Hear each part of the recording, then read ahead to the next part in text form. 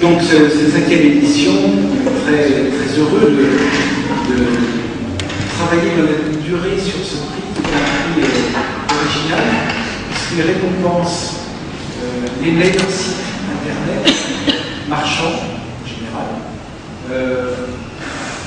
pour le soin qu'ils apportent à leurs consommateurs. On pourrait penser que ça va de soi, que toutes les entreprises qui ont mis en place un site internet ont à cœur de s'occuper de leurs clients. C'est pour ça qu'ils ont mis en place ce site internet. Il s'avère que ce n'est pas forcément aussi simple que ça, parce qu'il ne suffit pas de vouloir, il faut y parvenir. Ce qui est intéressant, c'est de voir que les choses évoluent beaucoup, d'année en année. Et donc on va d'abord partager avec vous les résultats d'études, avant de faire comme tous les bons professeurs, de mettre les copies et les notes à la fin. Donc, ça, vous soyez avec nous jusqu'au bout. Non, le principe, c'est d'arriver à partager, surtout à l'état d'esprit, la relation client. Et donc, déjà, vous donner un peu la manière dont ce baromètre s'est déroulé. Comme vous le savez, c'est un baromètre gratuit, je vous rassure. Aucun d'entre vous n'a payé. Tout le monde a été logé à la même enseigne. C'est un... On s'intéresse uniquement à une chose, c'est l'accessibilité, la manière dont on peut rentrer en contact avec vos marques à travers vos sites internet et à quelle vitesse la réponse est obtenue. On ne s'est pas préoccupé du contenu, c'est trop compliqué. C'est vrai que après ça peut dépendre des demandes, du fond, de la forme, etc. Donc on juge les gens, les marques, sur leur capacité à répondre. Et surtout, ce qu'on juge à travers ça, c'est probablement la manière dont vous vous êtes organisé pour être capable d'assurer une bonne organisation. Il y a une nouveauté cette année, le millésime 2013, c'est que nous avons évalué les sites internet également, les marques en question, on les a évalués également sur leur capacité à répondre aux attentes des consommateurs sur Facebook et sur Twitter. Il nous a semblé que c'était utile. On l'avait fait l'an dernier, mais c'était vraiment débutant, on ne l'avait pas publié.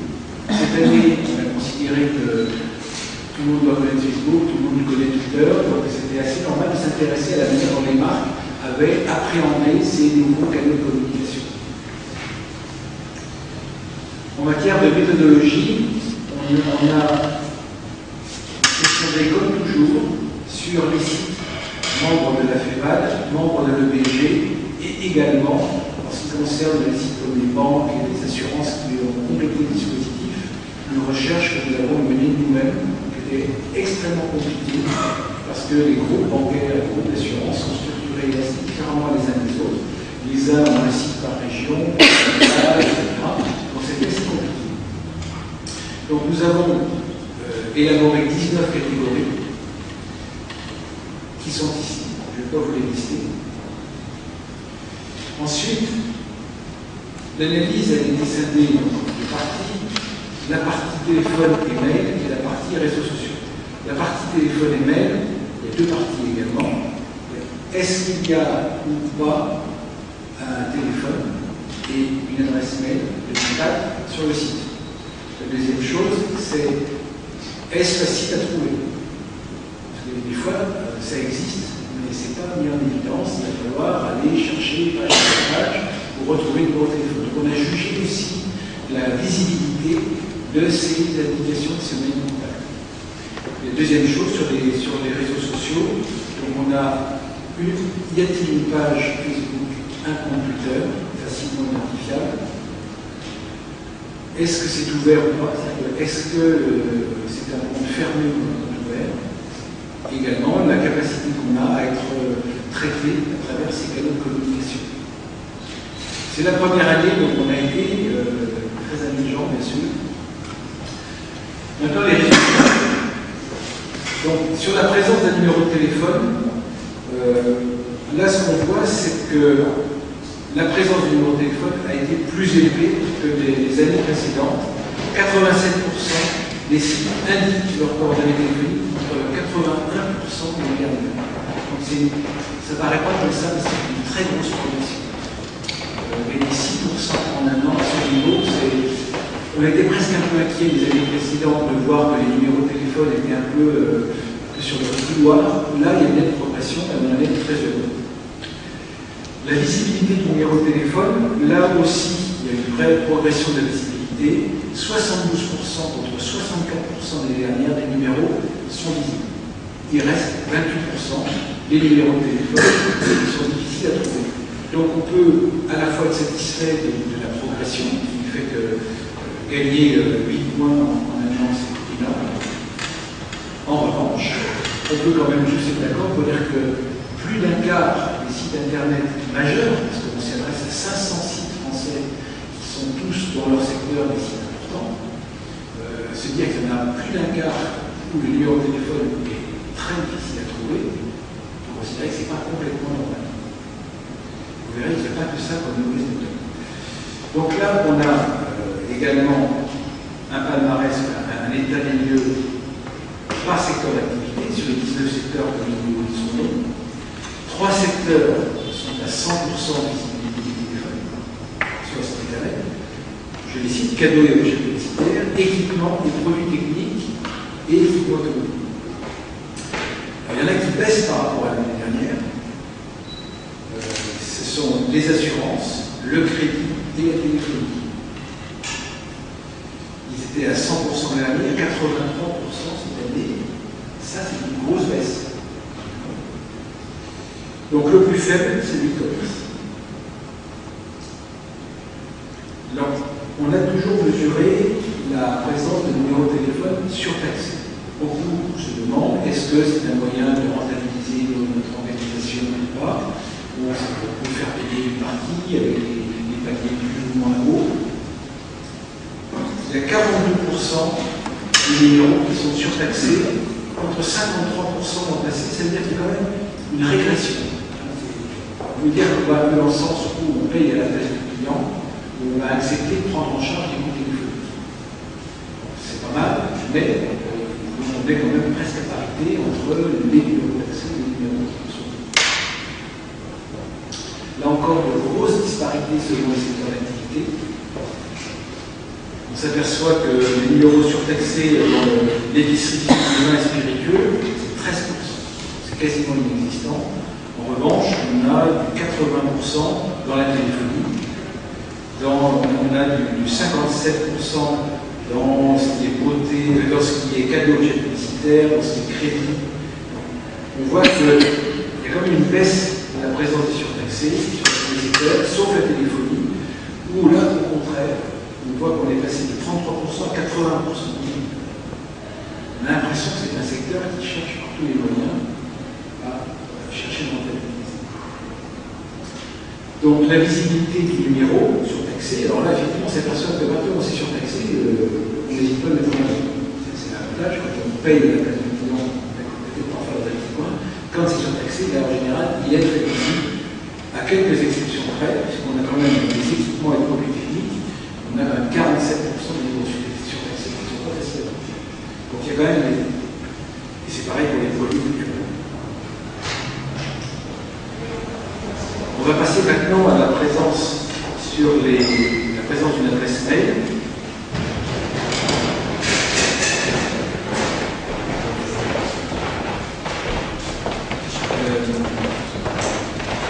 Là, on voit qu'il y a une légère progression de 4% cette année sur la présence des adresses mail, avec déjà 80%, c'est-à-dire qu'on a quand même 20% des sites qui ne trouvent pas le moyen d'entrer en contact avec l'entreprise par mail.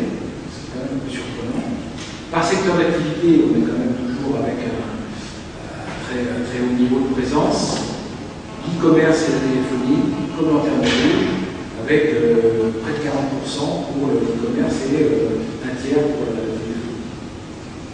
On a des secteurs, par exemple, où en revanche, vin spiritueux,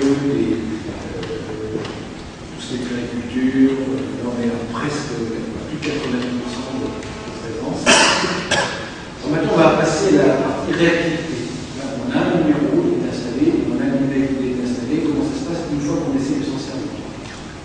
Là, on s'aperçoit qu'on a une réactivité moyenne par téléphone qui est en baisse par rapport à la on est passé avec les temps d'attente au-dessous de 30 secondes, on passe de 40 à 38%. Donc, on est moins sur la pointe. On a des entreprises injoignables, qui également sont en progression. Il y a 25% d'entreprises injoignables. Et c'est sûrement pas un moyen de rassurer les gens.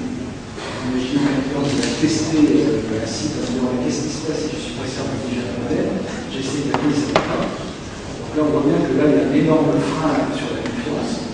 Donc on atteint, sur certains cas, un niveau assez critique. Déjà dans le passé, on s'était un peu alerté au niveau de la 20%. On voit qu'on a encore progressé sur la 20%.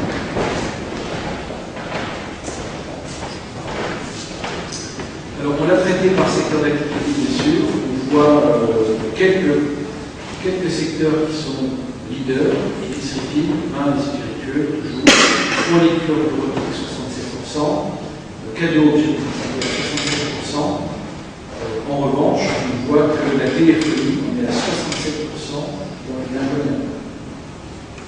Ça, c'est assez surprenant. Par mail, pareil, la réactivité, on a testé des entre 1 heure et 5 heures, etc., à plus de 30 heures, à 49%. Il ne faut pas être pressé. Il faut dire qu'effectivement, attendre une annonce 30 heures, ça veut dire pratiquement. Nous, ça nous a semblé la limite maximale, on n'a pas testé au-delà, on ne s'attendait pas à ce qu'on en ait quasiment la moitié. Et ça régresse. La réactivité par mail et par secteur d'activité, on a le crédit qui est la lanterne rouge, 83% sur ce secteur. Et on n'a pas vraiment beaucoup de gens qui répondent en moins d'une heure, à part la téléphonie qui est à 33% en moins d'une heure. L'assurance à 36%, les banques en moins de 40%. On a quelques secteurs d'activité qui sont un peu plus organisés sur ce sujet-là pour la réactivité en moins d'une heure. Ce qui reste exceptionnel. Mais c'est extrêmement. Alors, sur 430 entreprises éligibles qui répondent effectivement aux critères de sélection, d'être un site marchand, référencé, etc. Donc on a 73 entreprises qui sont éligibles au label Open to Dialogue selon les critères présence et visibilité, bien sûr, du numéro de téléphone sur le site web, présence d'annuaires, traitement des appels en moins d'une heure, traitement des réponses par email en moins d'une heure. Ça veut dire que par rapport à son moniteur, c'est quand même le haut du panier. Traitement des appels en moins d'une minute, c'est pas, je vais être franc avec vous, la première année, on avait essayé de mettre en moins de 30 secondes, parce que c'est ce que nous demandons de clients avec les charges. Et puis, pour cette recette, il n'y avait pas de moment. On a remis des choses plus classiques. Juste un mot avant de vous montrer les résultats sur les réseaux sociaux. Donc, il y a une seule marque qui rentre dans les critères qu'on a définis pour répondre au label sur les réseaux sociaux. Il y a vraiment une mutation qui doit se faire parce qu'aujourd'hui, c'est plutôt encore probablement conçu comme un canal, un média, que comme un canal relationnel. Je pense qu'aujourd'hui, les marques ont une présence sur les médias sociaux, qui communiquent up-to-down, mais probablement, ils ne vont pas installer dans l'organisation comme étant un canal de communication installé avec leur consommateur. C'est comme ça qu'on explique le fait que sur quasiment 500 marques testées, il n'y en a qu'une qui est répondue aux critères. Ça me semble assez bizarre, mais probablement c'est vraiment des pistes, c'est ce qu'on peut dire. Alors les résultats sur Facebook, présence d'une page Facebook, pas de page Facebook 30%, une page Facebook 70%. Ça nous apparaît bien. Une vraie surprise, c'est que ceux qui ont une page Facebook, à 91% elle est ouverte. Et ça nous a surpris parce qu'on s'attendait, comme il y a eu beaucoup de discours en disant attention, qu'est-ce qui se passe, si ça dérape, si les gens commencent à utiliser ce vecteur pour se plaindre, pour faire des réclamations, que ça diffuse, et qu'on ne gère pas, etc. Il y a beaucoup d'exemples qui ont été communiqués dans la presse. Et il se trouvait à 80% des pages ouvertes sur lesquelles le consommateur peut s'exprimer directement.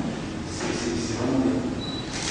Ça rejoint une autre étude qui a été publiée récemment qui disait que les consommateurs à 50% préfèrent échanger avec un marque à la page Facebook que par le site internet. Donc ça veut dire qu'il y a réellement un véritable enjeu pour les marques à investir le canal relationnel que sont les Facebook et Twitter. Pour la réactivité, là, il y a quand même des progrès à faire. On est à plus de 30 heures à 65%. Donc c'est dire que le mail répond à une question sur la page Facebook en moyenne plus lentement que par mail. Ça veut dire que probablement il y a un problème d'organisation. Ça peut aussi dire que beaucoup de marques ont confié la gestion des médias sociaux à des agences digitales et non pas à des structures de gestion relationnelle. Là, on est plutôt en train de gérer de la média plutôt que de la relation relationnelle.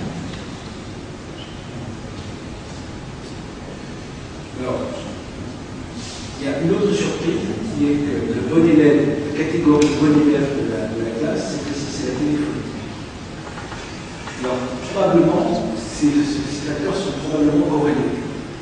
Il y a bien des chances que, ayant réduit peut-être les ressources allouées aux autres canaux, justement, il y a eu un bascule d'investissement, peut-être aussi une meilleure compréhension, parce que c'est quand même, ils sont acteurs de ce secteur, peut-être une appréhension plus rapide des opérateurs de l'univers de la téléphonie et qui ont investi plutôt que les autres ce canal relationnel. Parce que là, la différence est là. Surtout quand on voit comme ils sont plutôt mal classés sur les autres canaux, c'est pareil. Sur Twitter, alors on est avec un compte Twitter sur deux, qui est pas si mal, parce que la contrainte de pilotage d'un compte Twitter, c'est probablement largement supérieur à celle de la contrainte de la gestion d'un compte de page Facebook. Ça suppose la réactivité, une vraie présence, sur Twitter, ça diffuse beaucoup plus vite. Donc là, je pense que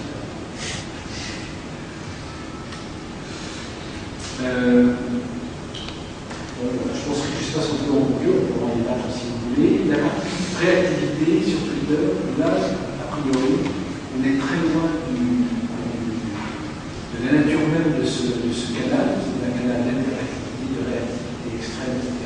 Et là, on est au-delà des réactivités qu'on a sur les probablement les marques vont devoir structurer leur traitement de ces canaux, parce que le web existe très présent en même temps, et ils n'ont pas la réactivité supérieure.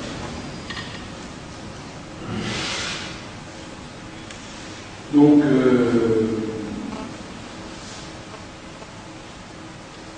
on a un point un peu meilleur pour les banques, qui ont fait un effort, même si ce n'est pas encore le must, mais elles ont de l'avance par rapport aux autres secteurs d'activité qui, globalement, sont tous assez en retard sur ce point.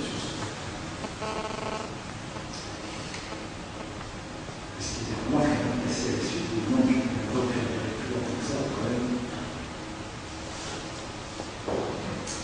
Première catégorie, aménagement. On va retrouver nos amis de Manutan, qui nous ont habitués à être présents. Alors, Manutan, que je vais appeler pour remettre le profil. Manutan, c'est le spécialiste depuis plus de 40 ans de la fourniture industrielle, de l'outillage, du matériel de manutention et du mobilier de bureau professionnel. Manutan a été récompensé.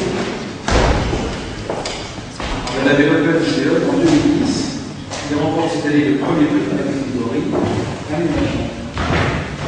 Bonjour, merci. J'ai un seul retour. Merci. Et s'il y a une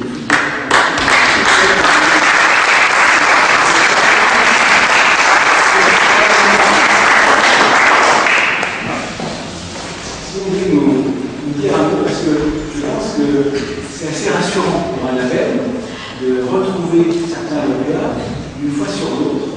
Parce que ça veut dire que le label, c'est pas du hasard, on n'a pas trouvé le chapeau, c'est déjà rassurant pour tout le monde. Ça veut dire aussi qu'il y a une constance, c'est qu'on n'est pas labellisé par hasard, c'est le résultat d'un travail probablement pas de quelques personnes, mais souvent de toute une organisation.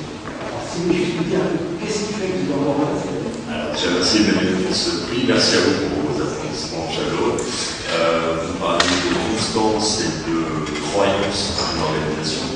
On s'est toujours attaché chez Manutan finalement à considérer notamment le canal voix, le canal téléphone comme une opportunité pour nous de faire des affaires. C'est vrai qu'on a un catalogue très fourni avec des catalogues des produits très techniques à certains moments.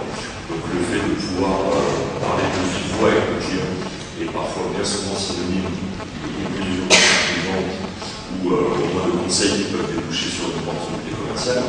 Donc on a toujours eu cette volonté d'inviter les gens finalement à nous contacter. On a quelques initiatives récentes sur les réseaux sociaux ou sur des FAQ dynamiques, le chat sur le site. Mais voilà, le fil rouge derrière tout ça, effectivement, c'est de se dire que le temps passé en discussion, en conversation avec un client, c'est autant d'opportunités pour nous que de conclure des ventes. Donc ça se vérifie très souvent. Juste en deux mots, au téléphone, c'est à peu près 2000 à 2500 appels par jour qu'on a. Et 60% de ces appels ont trait à une question produit, une question par rapport à la prestation, etc. On voit que l'accompagnement et la réassurance, c'est quelque chose qui est toujours très important dans le circuit décisionnel du client. Même si on a un public peut penser qu'ils sont plus experts, c'est pas le cas. Très souvent, le besoin de parler avec une personne physique avant de pouvoir se décider. Est-ce que vous pouvez nous confirmer ou nous commenter l'idée que le fait d'être présent, de combiner Internet et téléphone, améliore également le panier moyen, le montant? Très honnêtement, on n'a pas véritablement de chiffres qui nous permettent de dire ça. C'est notamment sur les canaux de voix et les canaux comme le chat par exemple, on a cette volonté d'essayer de faire un cross-selling, de pouvoir ajouter des produits. Mais le vrai leitmotiv derrière tout ça, c'est de considérer que les canaux sont finalement égaux les uns avec les autres. C'est pas parce qu'on est sur une page Facebook, c'est pas parce qu'on est au téléphone ou sur une question par email que le niveau de la réponse doit être dégradé. Et donc on essaye à chaque fois, avant de privilégier l'intérêt du client, on n'hésite pas à faire plus d'un de ces limites d'occasion. Si l'intérêt du client est mieux servi par un produit moins cher. C'est pas vraiment des canaux qu'on utilise dans une logique business à tout prix, mais c'est des canaux qu'on utilise dans une logique de relation, proprement parler. On peut vraiment les applaudir.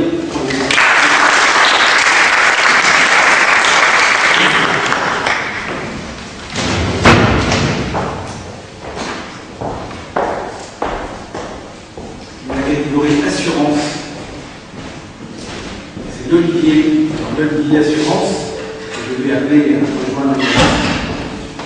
C'est Marco Admiral, qui est spécialiste d'assurance automobile et technologie en toute concurrence. Sur son site internet, il déclare proposer à ses clients des prix attractifs, des garanties protectrices et transparentes, ainsi qu'un service client à l'écoute. Il peut en effet se vanter de la qualité de son service client, car il remporte cette année le premier prix dans la catégorie assurance. On peut les applaudir.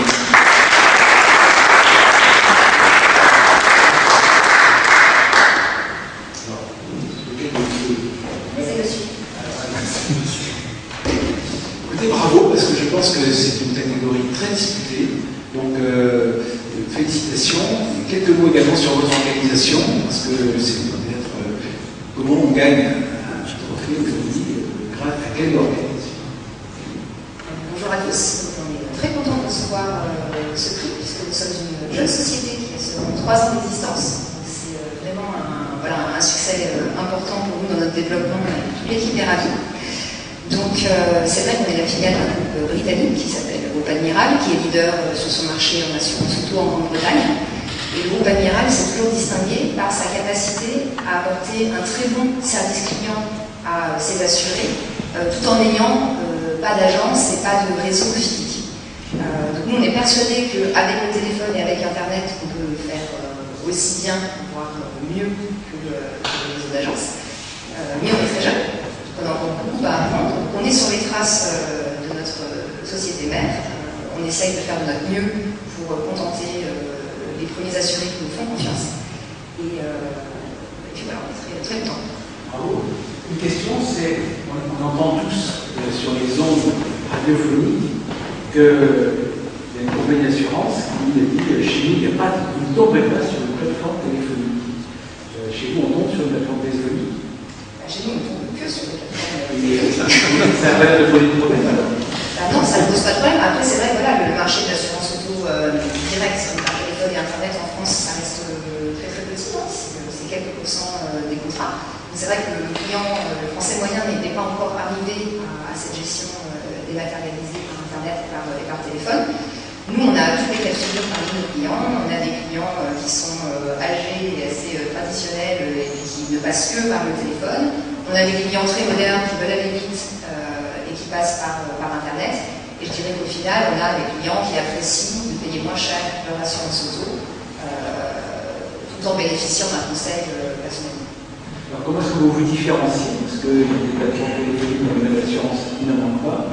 Qu'est-ce qui fait votre qualité, ce service, cette réactivité comment vous avez pensé ça pour faire la différence? Je ne sais pas si on est mieux que nos concurrents. Je pense qu'on investit beaucoup dans la formation de nos téléconseillers qui restent avec nous longtemps, qui ont le temps de bien apprendre.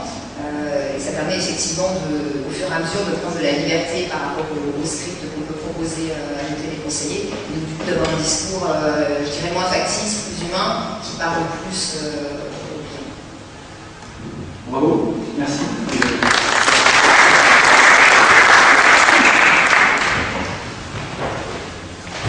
Ça fait plaisir d'entendre. Dans la catégorie banque en ligne, appelé Fortuneo. Fortuneo, ça a été créé en 2000. C'est une filiale du Crédit Mutuel, une banque en ligne pour les services à destination des particuliers.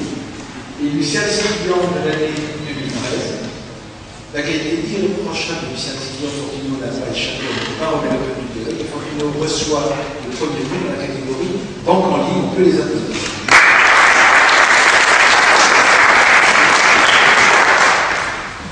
Alors, question habituelle également, la banque en ligne, c'est quelque chose que vous pratiquez depuis maintenant 13 ans. C'est un domaine concurrentiel. Comment vous avez créé la différence? Alors, ce qui est clair, c'est qu'un secteur où nos concurrents, ce sont les acteurs traditionnels, les réseaux classiques, en sachant qu'on a nous-mêmes d'autres acteurs de type Boursorama, Monabank, Biforbank et tout ça s'est élevé en allant capter la clientèle des réseaux physiques. Et clairement, ce qu'on s'est montré, c'est qu'en termes de qualité de la relation, le client ne perd rien en passant par un plateau téléphonique. Au contraire, je pense qu'il y a une spécificité, c'est qu'on a une gamme qui est peu profonde et dont on a des conseillers qui arrivent à des niveaux d'expertise très importants, notamment chez nous, la bourse, l'assurance vie, mais aussi la banque. Alors que dans un réseau physique, on va dire que le conseiller aujourd'hui, c'est un petit peu le mouton à 5 pattes. Il a une palette de produits, c'est des dizaines, voire des centaines de produits qu'il est obligé de pousser vers ses clients. Et donc avec un niveau de maîtrise et de qualité de conseil qui ne sera pas nécessairement le même que le nôtre sur un modèle beaucoup plus simple. Combien vous avez de produits? 4 ou 5. La bourse, l'assurance vie, les livrets, les concours, l'assurance auto, il y a 5 produits essentiels. Donc vous sentez l'évolution de relationnel avec les clients chaque année ça progresse comment vous le travaillez, comment vous l'améliorez? On suit un certain nombre de choses, il y a des paramètres clairs. Je pense que les clients sont plus à l'aise avec la relation à distance. Aujourd'hui, ce qui nous importe, c'est notamment la partie mobile. On sent que les clients se déplacent sur des sites vers le mobile, donc on essaie de travailler comme nos concurrents, on va dire leur offrir les mêmes services que ce qu'ils ont sur le site mobile, et puis autour du mobile, être capable de switcher assez vite vers la téléphonie en cas de besoin. Je pense que nous, nos forces également sur l'entreprise. On a des équipes sur Paris et sur Brest, parce que Fortuneo appartient depuis 2007 au Crédit Mutuel Arca, au Crédit Mutuel de Bretagne, et on va dire, nos équipes brestoises un supplément de motivation, je pense, autour de ce projet d'entreprise. Bravo, félicitations.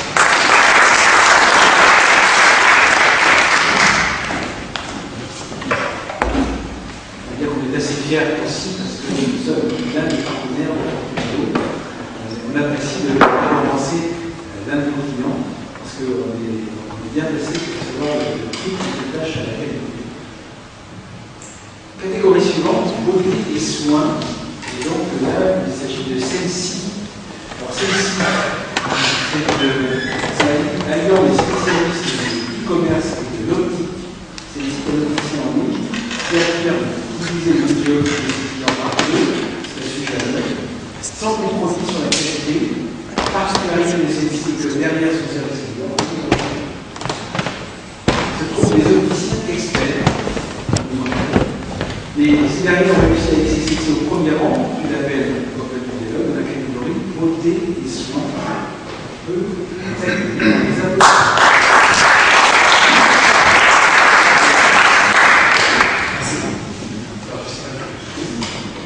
Qui va nous parler de ce service Bonjour, donc déjà merci pour le prix, on est tous effectivement très heureux. Vous avez bien décrit celle-ci, effectivement, une société qui vend des lunettes par internet, donc c'est quelque chose de très récent, donc forcément de très déstabilisant, c'est un métier qui est nouveau pour nous, aussi bien pour les consommateurs. Donc comme vous l'avez très bien dit, effectivement c'est la rencontre du milieu de l'internet et du milieu de l'optique, donc ce n'est pas un pari gagné puisque ce sont deux milieux qui ne sont pas forcément compatibles, on va dire, au prime abord. Moi-même, pour ma part, j'ai 20 ans d'expérience dans l'optique et donc Edouard, qui fait partie de l'équipe responsable marketing, également depuis de nombreuses années d'expérience en marketing. Et c'est vraiment l'association, je dirais, l'écoute, la compréhension de nos compétences qui ont fait l'aboutissement finalement de ces structures. Ce qui est très important, bon, c'est un métier de soins, sur les lunettes, sur les produits de santé.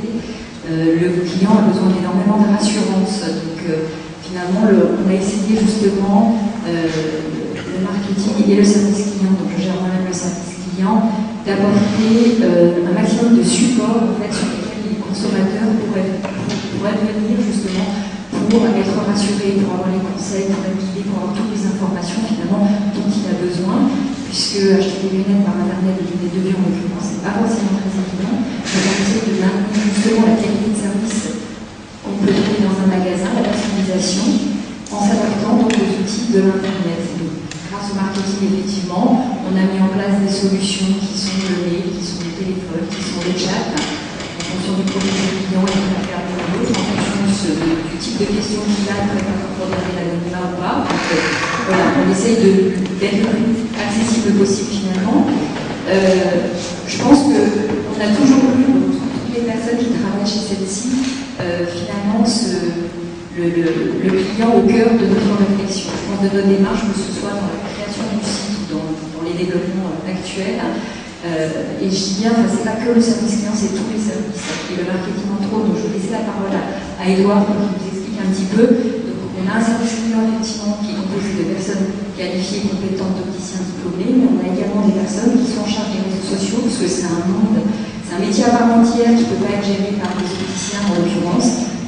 Il a su s'entourer d'une équipe justement pour se charger de ça. Ça nous intéresse, ça nous explique. J'ai quand même une question juste avant.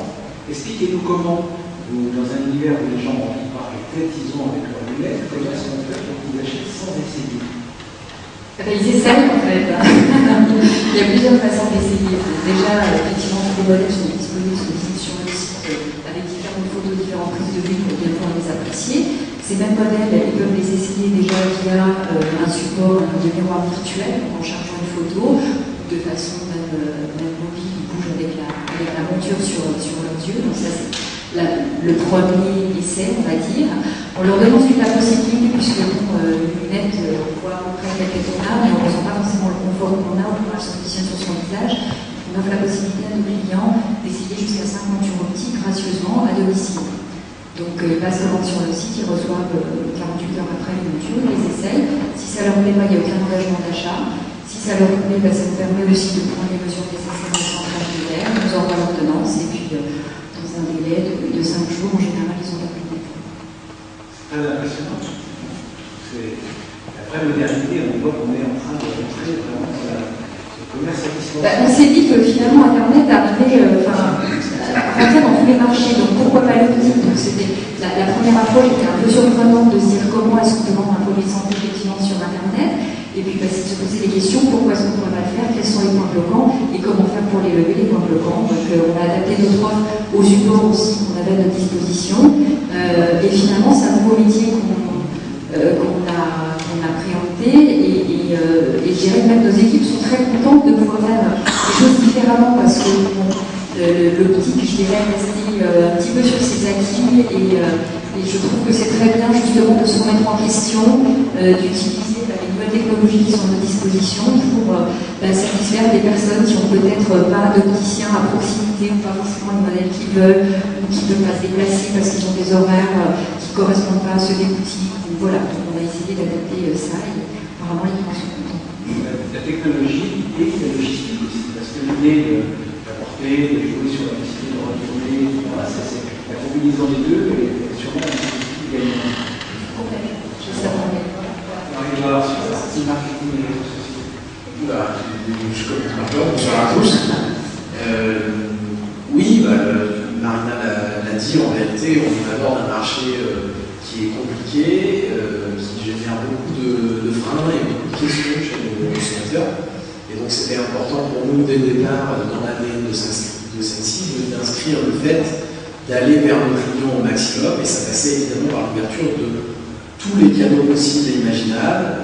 Donc Marina l'a dit, mais je vais le redire, on peut nous contacter par email, quasiment 7 jours sur 7, par téléphone toute la journée bien sûr, par chat, ça se fait d'ailleurs beaucoup, et ça nous permet d'accompagner nos clients, y compris d'aller jusqu'à prendre la main sur leur navigation pour les aider dans leur parcours client à simplement renseigner leur ordonnance, passer l'étape d'après, voilà, accompagner des gens qui sont parfois des jeunes cyberacheteurs, je ne sais pas forcément toujours un jeune public, et puis ça passait évidemment aussi par le fait d'ouvrir les canaux dits sociaux, donc Facebook et Twitter. Alors je suis curieux de savoir, je ne sais pas dans le détail si on répond en moins de 30 heures, moins d'une heure ou autre, mais en tout cas on est une community manager en interne qui est réactive 24 heures sur 24 si j'ose dire, et qui à minima a la possibilité de rediriger des questions vers des audiciens quand c'est nécessaire, ou vers un service client traditionnel entre guillemets quand ça concerne des commandes. Mais c'est vrai qu'effectivement il y a toute une frange de la population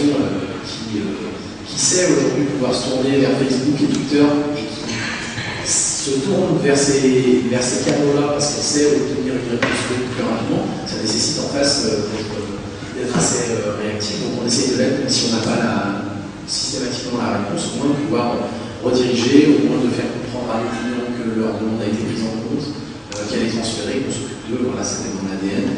Et c'est une obligation pour nous qui nous attaquons à un marché qui soulève beaucoup de questions chez les consommateurs. Je peux les applaudir, merci beaucoup. L'expérience, les démarches marketing associées à la technologie, la logistique, c'est très bien.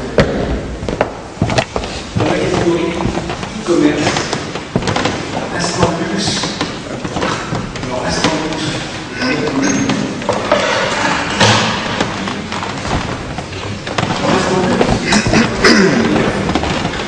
le e-commerce propose l'achat et la vente de produits de luxe d'occasion, dédiés aussi bien aux particuliers qu'aux professionnels, ceci unique en son genre. Proposer des marques prestigieuses telles que Hermès, Chanel ou encore Rolex. Le remporte cette année la première place dans la catégorie e-commerce, on peut les applaudir.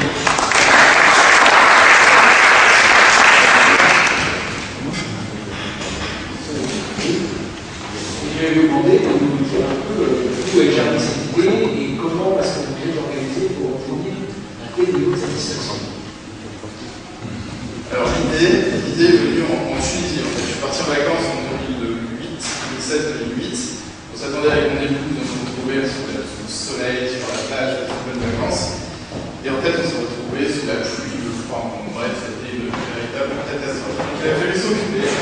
Et pour la partie de la semaine, on se retrouve à lire toute la presse économique. Et sur cette presse économique, notamment dans les technologies, c'était vraiment de l'autre côté, et MMH, IBMS. Et voilà, donc ça c'était ma première partie des vacances, très intéressant, je me souviens. Et la deuxième partie, lectures comme plus people, plus féminine. Et là, j'ai découvert une chose, c'est la notion de Big Bag, donc une notion qui ne me parlait pas du tout, et qui à ce moment-là donc, a fait un peu tilt, dans le sens où j'ai découvert la notion de Big Bag, et dans un deuxième temps, la notion aussi que les femmes vont chercher des sacs de luxe, elle est plus cassée et authentique. Et donc, alors, juste pour pas avoir l'air vidéo, Big Bag, ça s'écrit comment? IT-bag voyager. Alors qu'est-ce que c'est? Le Big Bag, peut-être c'est le sac qu'il faut avoir. Absolument, c'est le sac à la mode et le sac qu'il faut. Et donc en rentrant à Paris, c'est là où on a commencé un peu à creuser le sujet, voir le potentiel de marché, et donc l'idée est née en Tunisie. Et c'est là aujourd'hui. Et on est là dans le sens où le service client de la voiture à son luxe a été fondamental et est toujours fondamental, dans le sens où on a un moyen qui est très élevé, c'est-à-dire qu'on a un moyen situé autour de 600 €. Et on a besoin de rassurer en permanence nos clients, que ce soit avant l'achat ou après l'achat. Parce que quand on met en fait un panier moyen élevé, on a besoin de savoir où est-ce qu'on met notre argent, qu'est-ce qu'on va acheter. Et nous, ce qu'on achète, c'est des produits authentiques chez nous. C'est vraiment là-dessus. Notre ADN est vraiment sur l'authenticité des produits. Ce sont des produits d'occasion. Ce sont uniquement des produits d'occasion. Vous avez une d'achat aussi. Alors, on a une problématique d'achat et de vente. On a deux types de clients, des vendeurs de produits de luxe et des acheteurs de produits de luxe. Et donc, nous, on met simplement finalement en relation les vendeurs et les acheteurs. Et la grosse valeur ajoutée par rapport à des sites plus généralistes, c'est qu'on s'est entouré d'experts et que tous les produits sont expertisés et authentifiés avant d'être acheminés vers l'acheteur. C'est un peu plus chronophage qu'un site classique. Mais par contre, quand vous achetez une montre à plusieurs milliers d'euros ou un sac à plusieurs centaines d'euros, vous êtes garanti d'une chose, c'est que le produit est authentique. En tout cas, quand il arrive chez vous. Et donc, c'est pour ça que le service client est chez nous une brique fondamentale et on essaie d'être le plus réactif possible, que ce soit par mail, que ce soit par téléphone ou éventuellement sur les réseaux sociaux. On voit que, encore une fois, la relation client et sa qualité, c'est le facteur confiance. Absolument. On voit des marques jeunes, c'est encore une marque jeune, qui doit rassurer parce qu'elle n'est pas forcément très connue au départ, et qui, en plus, pour des paniers moyens élevés, effectivement, c'est encore plus important. Alors, l'organisation, comment ça s'est passé concrètement? Comment ça se passe? Alors, au tout départ, l'organisation, on s'est posé la question, est-ce qu'on internalise ou est-ce qu'on externalise l'administratif? Et très rapidement, on s'est rendu compte d'une chose, c'est que bien comprendre son client, savoir ce dont il a besoin, c'est très perspective, on a besoin d'être en contact avec lui. Donc, il faut impérativement que la cellule, sa expérience soit internalisée. Donc, c'est alors là, j'aurais bien voulu lui couper son micro, mais malheureusement, ça ne marche pas. Vous avez malheureusement entendu ça. En tout cas, dans un premier temps, pour comprendre le client, dans un premier temps, on a besoin d'internaliser. Dans un second temps, pour les plus gros, effectivement, on peut externaliser. Dans un premier temps, pour comprendre la mécanique, comprendre la protection marché. Absolument, c'est nécessaire. Et donc, l'idée est germée, le principe fonctionne, le succès est rendez-vous. Absolument. Et donc, et tout ça, et j'insiste bien sur ce point de confiance. Vous avez entièrement raison, c'est le point de confiance. il faut partir plus souvent en vacances en Tunisie sous la pluie. Bravo, merci beaucoup.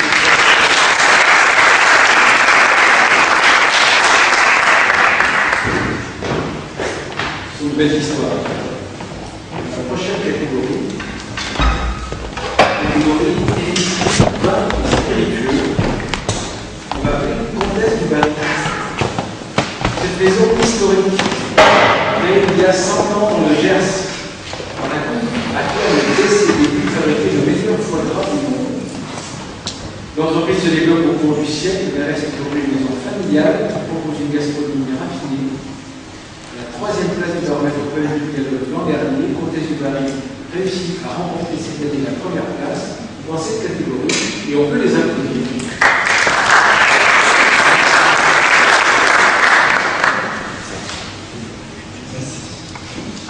Alors, une maison familiale qui fait de la tradition mais aussi de l'innovation et de la modernité à travers une relation client de grande qualité, un site internet accessible. Racontez-nous comment vous l'avez mis ça en place et comment ça s'est passé. Donc en fait, chez Comtesse de Paris, le service du client est au cœur de notre activité. Quand vous développez une société de luxe alimentaire, vous devez avoir une qualité de service aux clients au niveau de celle de vos produits, et ce, quel que soit le réseau de vente. C'est la raison pour laquelle notre service client est à Chinon, dans le Gers. Là où sont également nos ateliers de production et d'expédition de commandes.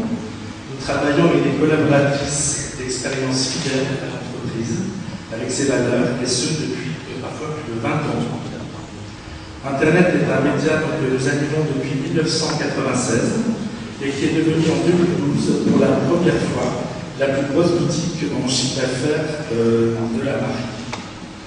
Nous continuons en 2013 une progression à 2 chiffres avec de l'animatif, offrir à nos clients des produits aussi beaux que bons, à la qualité irréprochable, avec un niveau de service premium, rapidité de la saisie et de l'expédition du colis, protection individuelle de tous les documents verts, vérification manuelle de la composition de chaque colis, nous amenant à moins de 3 réclamations en moyenne pour le colis expédié. Alors ça fait plaisir, parce qu'il y a plein de choses. Je trouve que ce soir, on est entre nous, on n'a pas invité des gens qui ont perdu.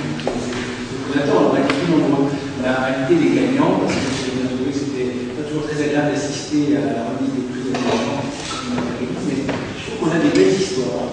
Et on a vraiment là encore une nouvelle belle histoire. Alors, on a eu des gens très jeunes qui démarrent, et le fait d'avoir une maison très ancienne, des maisons centenaires, on a deux finalement. Et donc une maison centenaire qui a accompagné le mouvement, qui a intégré la modernité, qui s'est structurée. Vous avez dit, vous avez commencé le site internet en 1996, donc c'est quand même quelque chose de rapide pour une entreprise ancienne, avec une installation d'un service client localement dans le Gers. J'imagine que les autres sont accentués. Bravo, écoutez, merci beaucoup de ce témoignage.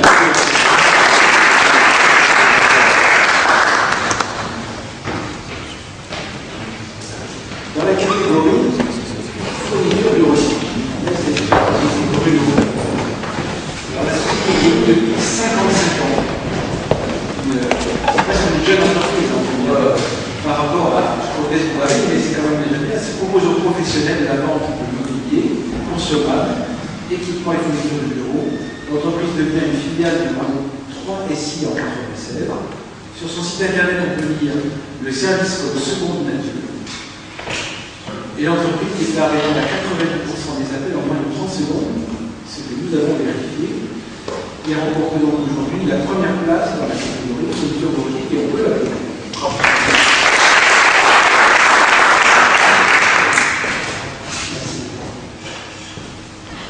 Bruno, ça fait partie des entreprises qu'on a l'impression de connaître depuis toujours, ça fait partie de notre univers. C'est une entreprise qui est pourtant connue une session, un rachat en 1996, donc c'est une entreprise qui a connu le mouvement, qui a gardé son art et sa culture. Racontez-nous comment soigne son client chez vous. Ça, effectivement, c'est une seconde nature pour nous. En fait, c'est un sujet qui est constant. On travaille toute l'année, je pense que beaucoup de gens sont ici, toute l'année sur nos clients. Le parcours client, c'est vraiment le sujet en fait, sur lequel on est tous en permanence. Alors, je ne peux pas parler forcément du comité de direction, mais ça démarre au comité de direction et toutes les équipes en fait, chez Bruno, et donc depuis 58 ans, sont focalisées sur les clients. Donc, on investit, parce que là, c'est effectivement, c'est malgré tout l'investissement. Le site web, c'est quelque chose sur lequel on a travaillé énormément depuis 3 ans. C'est la première année pour nous, on est lauréat. Et ce qui est bien, c'est de voir que les investissements payent. Et donc voilà, pour les équipes qui travaillent au quotidien, que ce soit effectivement sur le web ou effectivement au téléphone. Donc là, c'est les facilités quotidiens, ce sont des gens qui sont là tous les jours et qui tous les jours écoutent les clients. De toute façon, c'est là que ça se passe avec les clients, c'est lui qui sait ce dont il a besoin et donc on l'écoute au quotidien et on suit. On parlait du chat, je pense qu'effectivement, c'était pas encore un sujet de mesure, mais il faut que ça le devienne. Parce que c'est pareil, de plus en plus un client, il veut avoir des réponses rapides, notamment quand il est sur le web. Il a besoin d'avoir des réponses, et le chat, c'est un très bon moyen pour nous en fait, de répondre immédiatement aux clients. On se rend compte aussi, et ça c'est encourageant, c'est que notamment sur le chat, en fait, notre moyen de commande est beaucoup plus important que les clients entre guillemets, qui me font passer pour commander. Donc on va donner un conseil, du coup on fait le même moyen avec le concept facteur de confiance et donc davantage de commande. Voilà, c'est tellement logique, comme on dit, mais c'est ça, je suis assez encore même. Et en démontrant les progrès peut-être sur la partie page Facebook, Twitter, etc. Alors ça c'est un sujet qui va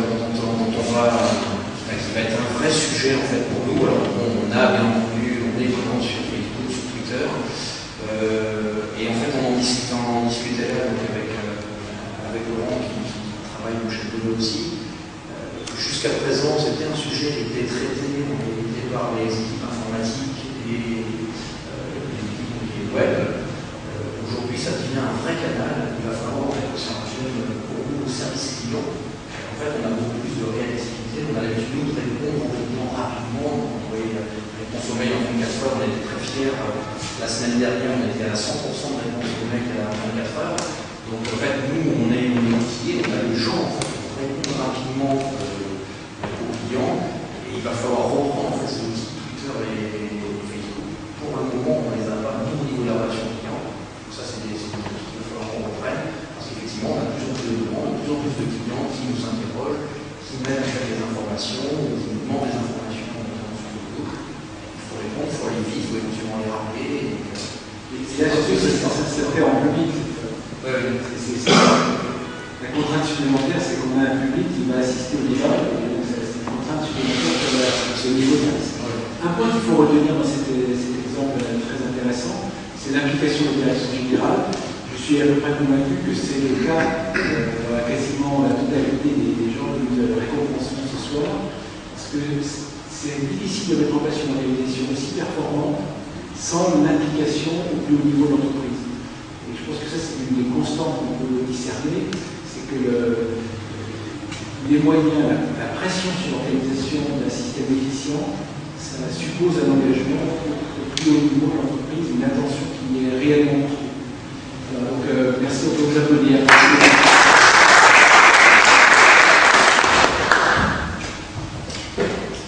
Alors,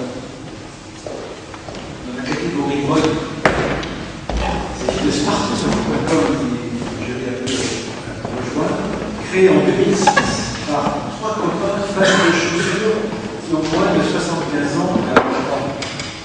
Les 3 copains sont pas venus ce soir. Smartphone est un site de vente en ligne spécialisé dans la vente de chaussures de toutes marques et de tout style. L'entreprise connaît une croissance de son chiffre d'affaires et de son effectif exponentiel. Se diversifie récemment dans le prêt-à-porter, noté 4,6 sur 5 pour son service client par le biais du référentiel Trustpilot. La qualité de son service client n'a pas échappé au baromètre de Deloitte, car Smartphone arrive non seulement premier de sa catégorie,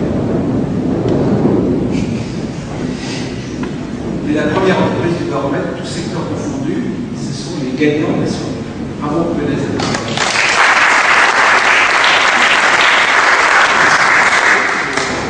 Toutes mes félicitations. Donc déjà, merci beaucoup pour ce beau label qui récompense vraiment le travail de toute une équipe, parce que les conseillers clientèle sont nombreux chez Smartphone.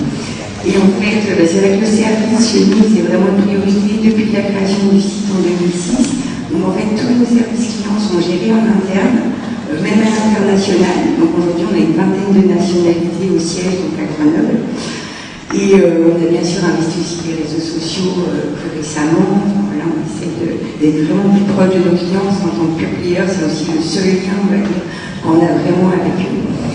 Et donc voilà, donc merci beaucoup. Alors, cette organisation, cette V2006 site internet, avec le téléphone, le mail, et donc, qui a décidé d'investir spécifiquement l'ensemble des canaux? Ça s'est fait comment? Ça c'était vraiment naturellement dès le début de la création du site. Ça faisait partie, voilà, on a une offre, on a un service, c'est vraiment la priorité dès la création du site. On a l'impression que quand on parle d'enchantement, vous savez, ces moments d'enchantement dans la relation, en vous écoutant, on est à peu près convaincu que c'est ce qui se passe sur les fois. Je ne sais pas si vous êtes une bonne porte-parole, mais malheureusement. En tout cas, c'est vrai que nous, chez nous, les conseillers clientèle, par exemple, ont pour mission de trouver une solution client. Ils n'ont pas de script à lire ou choses comme ça, ils n'ont pas vraiment de choses très formatées et ils prennent le temps qu'il faut, si parfois il faut prendre plus de temps avec un client qu'avec un autre. Mais l'idée, c'est vraiment, au bout du compte, le client a sa solution et un client satisfait revient sur le site. Et d'ailleurs, plus souvent, même s'il a déjà eu un problème. Finalement, il a affaire au service client, il a eu confiance, on lui a réglé son problème. Donc... Là, je pense que vous venez de gagner ce soir plus qu'un prix. Vous venez de gagner un nouvel ambassadeur à la personne de Thierry Spencer qui cherchait désespérément un homologue français à son exemple éternel américain Zappos. Et donc, je pense qu'il a trouvé son modèle français. Parce que l'idée de dire, pas de durée, faites pour le mieux, trouvez la solution, prenez des initiatives, c'est vraiment la leitmotiv auquel nous, moi, chez Unitech, on croit énormément et qu'on est en train d'essayer de vraiment installer et on va aussi, nous, compter sur nous, s'appuyer sur votre exemple. Bravo.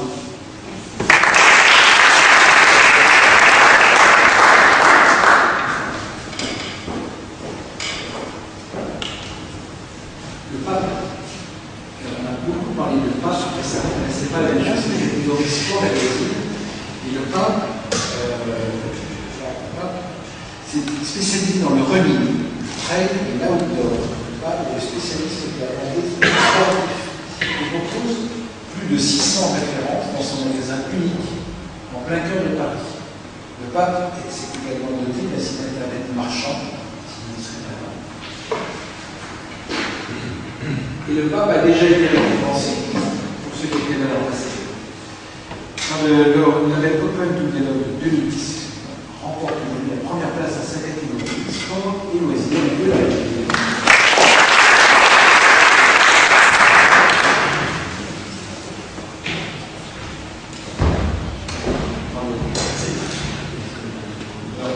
Vous êtes moins élu parce que vous êtes habitué, mais néanmoins, gagner 2 fois, c'est presque plus dur que gagner 1 fois parce qu'on a envie de continuer et on se demande comment on progresse.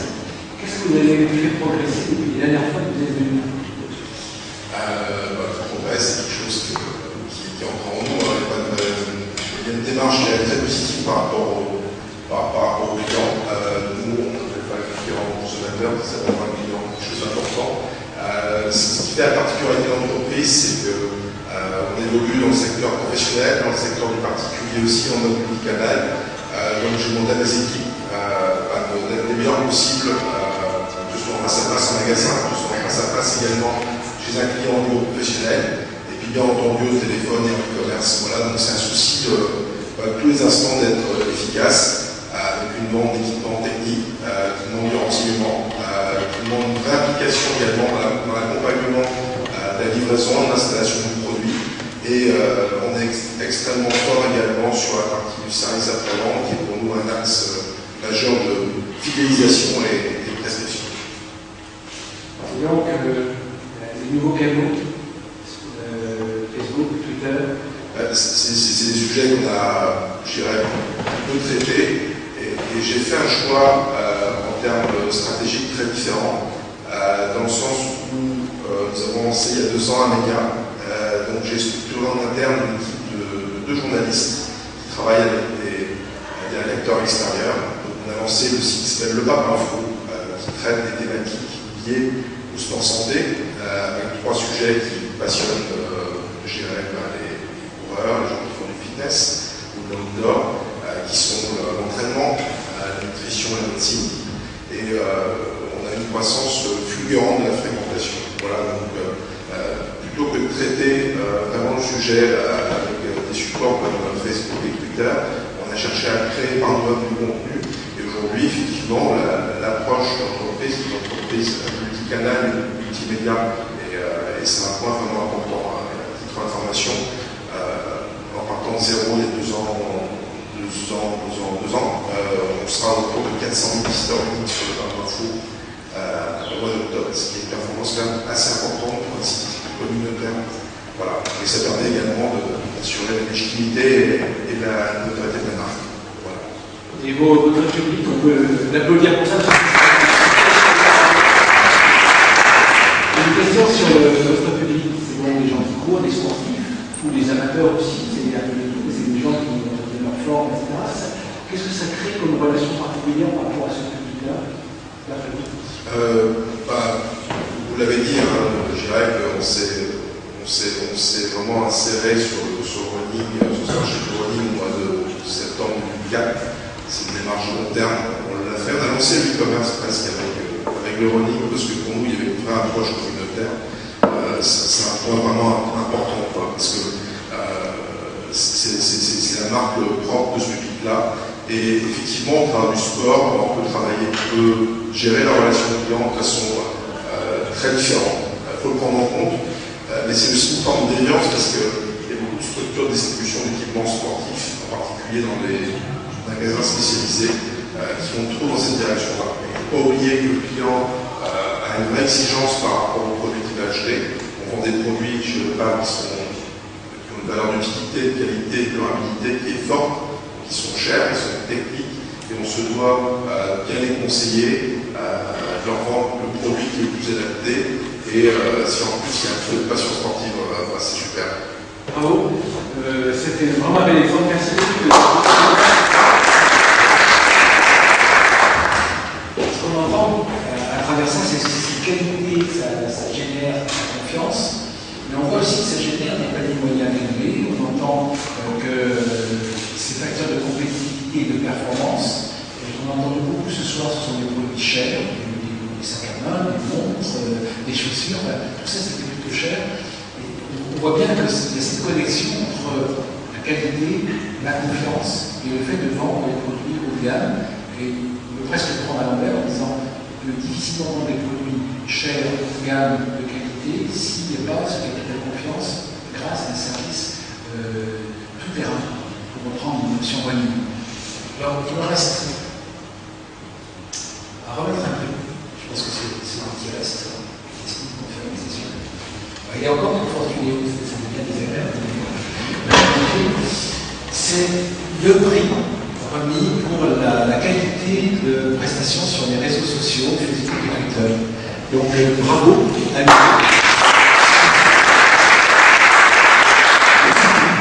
Il y en avait qu'un. Que ce soit celui-là, ça n'a pas d'extrait, mais c'est vrai que dites-nous quelques mots encore, s'il vous plaît, de la manière dont vous avez traité ces supports particuliers, Facebook, Twitter.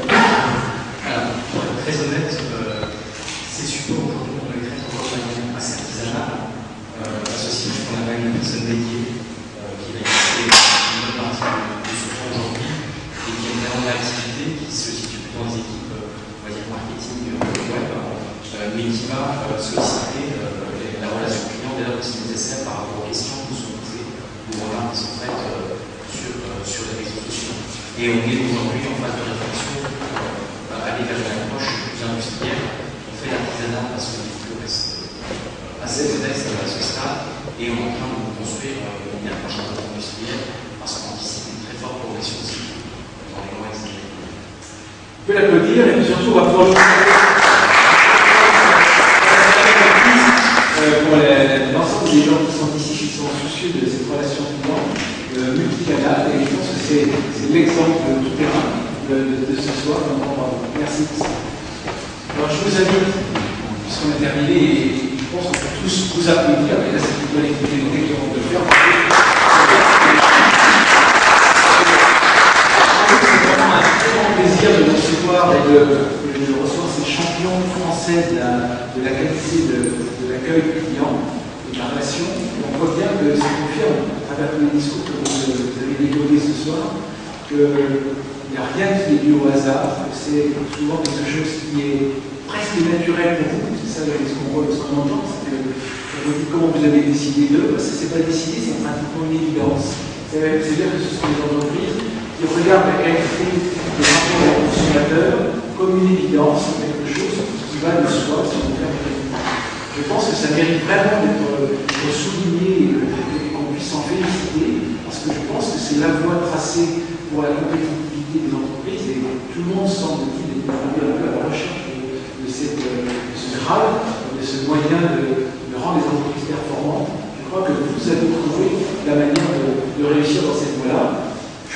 de ne pas nous quitter comme ça. On va monter à l'étage et on va prendre un verre ensemble dans des conditions sympas. C'est lieux qui nous ont accueillis ce soir du PAG et de l'école qui m'est chère, parce que j'ai essayé il y a très longtemps. Mais donc y revenir aujourd'hui avec vous, c'est encore un davantage de plaisir. Merci beaucoup.